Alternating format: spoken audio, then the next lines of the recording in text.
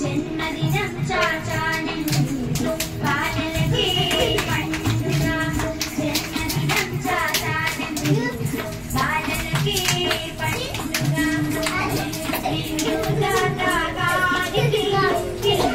అంటే ఇష్టమట చాచాజీని తలుచుకొని పిల్లలు ఆయమ్మ ఏం పెడుతుంది? ఆయమ్మ ఏమిస్తున్నావు? పాయసం ఎలాగుంది పిల్లలు?